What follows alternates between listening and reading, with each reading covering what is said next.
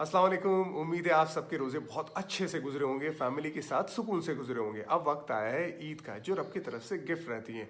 Lockdown का ज़माना है, कोरोना वायरस का ज़माना है, भीड़ इकट्ठा करने को मना किया गया है, तो आप ईद की नमाज घर में पढ़ सकते हैं। ये बहुत ही एक्स्ट्रा ऑर्डिनरी सर्कमस्टांसिस है इस वजह से, लेकिन आप ईद की नमाज ना छोड़ें और घर में पढ़ें।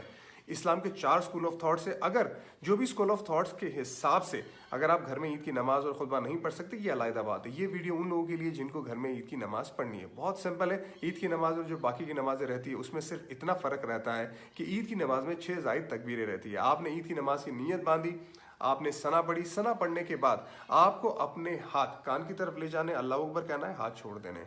कान की तरफ ले जाना है, अल्लाह अकबर कहना है, हाथ छोड़ देने। कान की तरफ ले जाना है, अल्लाह अकबर कहना है, और फिर आप अपने हाथ बांध दीजिए। और उसके बाद अलहम्दुलिल्लाह की सूरत पढ़े, एक और सूरह पढ़ के रुकू में जाए। रुकू में जाने के बाद जिस तरह से आप सजदे में जाते हैं, जिस तरह से पहली रकात खत्म करते हैं, बिल्कुल उसी तरह से खत्म करें। उसके बाद जब आप दूसरी रकात में खड़े हो जाते तो पहले से ही आप अपने हाथ बांध देंगे। अलहम्दुलिल्लाह की सूरह पढ़ेंगे, उसके बाद दूसरी सूरह पढ़ेंगे, चाहे वो कुल की सूरह क्यों ना आती हो। उसके बाद आप अपने हाथ कान की तरफ ले जाके अल्लाह अकबर कहेंगे, हाथ छोड़ देंगे, अल्लाह अकबर कहेंगे, हाथ छोड़ देंगे, अल्लाह अकबर कहेंगे, हाथ छोड़ देंगे।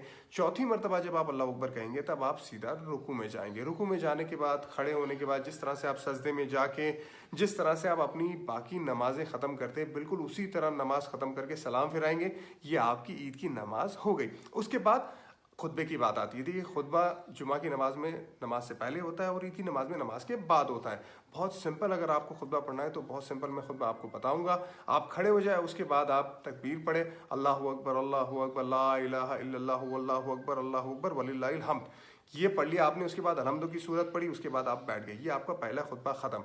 थोड़ी देर के बाद आप खड़े हो जाइए, उसके बाद फिर तकबीर पढ़े, अल्लाहु अकबर, अल्लाहु अकबर। उसके बाद आप कोई भी एक दुरूद शरीफ, जो भी दुरूद शरीफ आपको आता है वो पढ़े। उसके बाद रब्बना आतिना फिद दुनिया हसनत व फिल आखिरति हसनत व क़िना अज़ाबन्नार पढ़े। ये आपका दूसरा खुतबा भी हो गया। इसी तरह से आप ईद की नमाज भी घर में पढ़ सकते हो और खुतबा भी, और सवाब भी पूरी तरह से कमा सकते हैं। ईद मुबारक आप सबको।